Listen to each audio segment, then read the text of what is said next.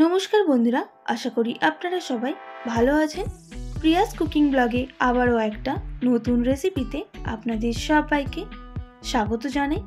आजके आमी आपनादेर संगे खूब कम समये नास्ता और टिफिन रेसिपि शेयर करब। छोटो थेके बड़ो सबार किन्तु खूबई पछंद हबे।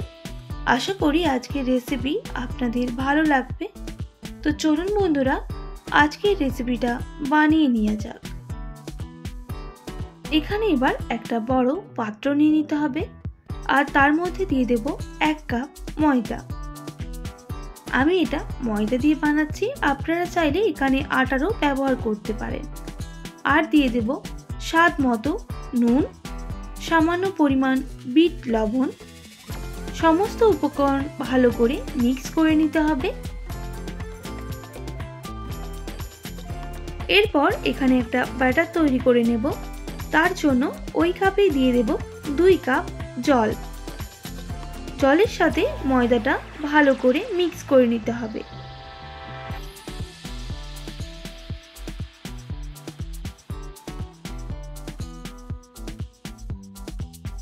তো দেখুন বন্ধুরা, ব্যাটারটা কিন্তু আমাদের রেডি হয়ে গেছে। খুব বেশি ঘন বা খুব বেশি পাতলা আমি করিনি, এই রকম একটা ব্যাটার তৈরি করে নিতে হবে। এরপর এটা 15 মিনিট মতো রেস্টে রেখে দেব আর এর জন্য পুরটা রেডি করে নেব।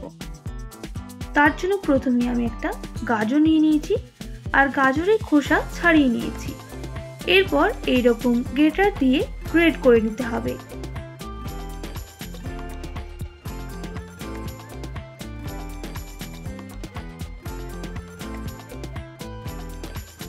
গাজরগুলো গ্রেট হয়ে গেছে।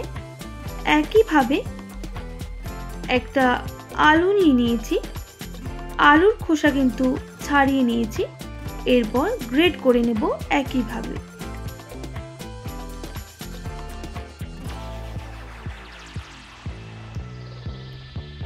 আলু আর গাজর গ্রেট করা হয়ে গেছে। এখানে আরো সবজি নিয়ে নিয়েছিলাম, তার মধ্যে নিয়েছিলাম ক্যাপসিকাম কুচি, টমেটো কুচি, পেঁয়াজ কুচি, কাঁচা লঙ্কা কুচি। আমি সবগুলো কিন্তু কেটে রেখেছি। আপনারা এখানে আরো অন্যান্য সবজিও ব্যবহার করতে পারেন। আমি এখানে এই সবজিগুলো দিয়ে পুরটা রেডি করব। এরপর একটা কড়াই বসিয়ে দেব আর কড়াইয়ের মধ্যে দিয়ে দেব সাদা তেল। তেলটা বেশ ভালো করে গরম হয়ে গেলে কেটে রাখা গাজর দিয়ে দিতে হবে আর গাজরটা একটু ভেজে নিতে হবে। গাজরটা একটু ভাজার পর আলুগুলো অ্যাড করে দিচ্ছি। এরপর আলু আর গাজর ভালো করে ভেজে নেব।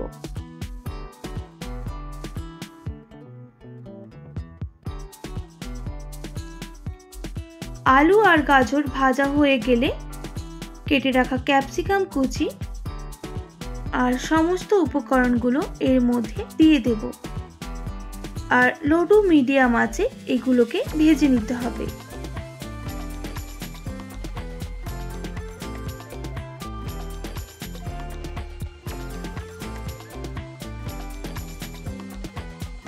এর মধ্যে দিয়ে দিতে হবে স্বাদ মতো নুন আর দিয়ে দেব সামান্য পরিমাণ গরম মশলা।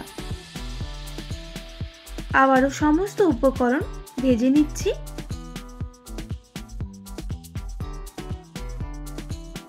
এটা কিন্তু ভাজা হয়ে গেছে।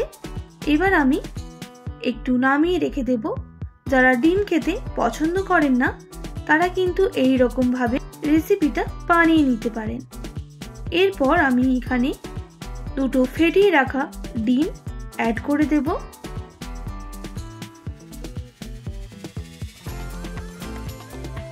আবারও সবজির সাথে ভালো করে মিক্স করে নিতে হবে। এরপর দিয়ে দেব সামান্য পরিমাণ গোলমরিচ গুঁড়ো।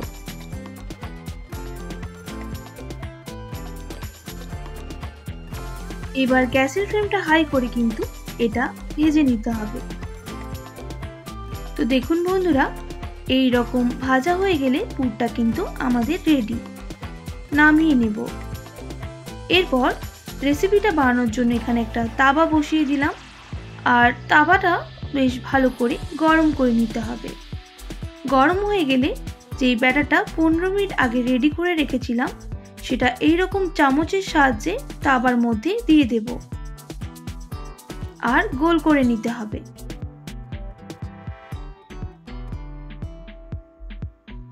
এই রকম ওপর দিকটা সাদা হয়ে গেলে এখানে এবার পুরটা দিয়ে দিতে হবে। আমি ডিম বিনা যেই পুরটা রেডি করে রেখেছিলাম সেটা দিয়ে দেব। যদি আপনারা এটা নিরামিষভাবে বানাতে চান তাহলে পেঁয়াজটা কিন্তু অবশ্যই এই সময় স্কিপ করে দিতে পারেন। এবার আমি রুটিটা ভাঁজ করে নিচ্ছি।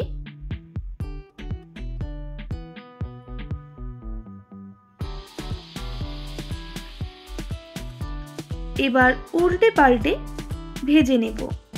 খুব কম সময়ে আর খুব কম তেলেই রেসিপিটা কিন্তু ঝটপট হয়ে যায়।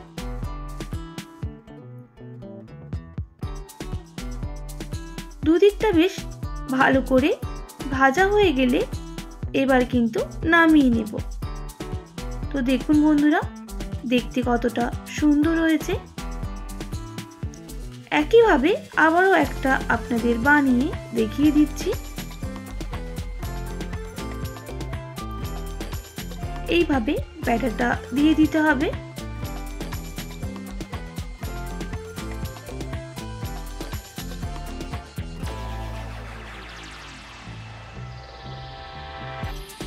এইরকম ওপর দিকটা সাদা হয়ে এলে যেই পুরটা রেডি করে রেখেছিলাম সেটা দিয়ে দিতে হবে। একইভাবে এই রুটিটাও আমি ভাঁজ করে নেব।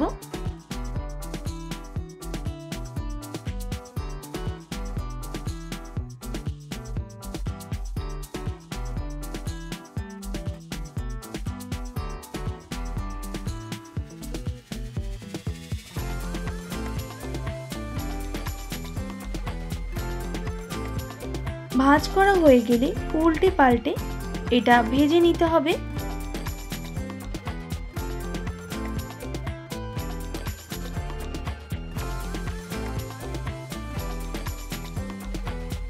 এটা কিন্তু ভাজা হয়ে গেছে। এবার নামিয়ে নিচ্ছি।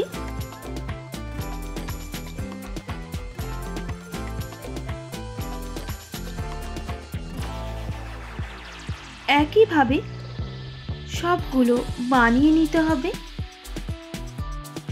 আর এইভাবে কিন্তু একবার বাচ্চাদের টিফিন বানিয়ে দিলে বাচ্চারা কিন্তু টিফিন এক নিমেষে শেষ করে ফেলবে।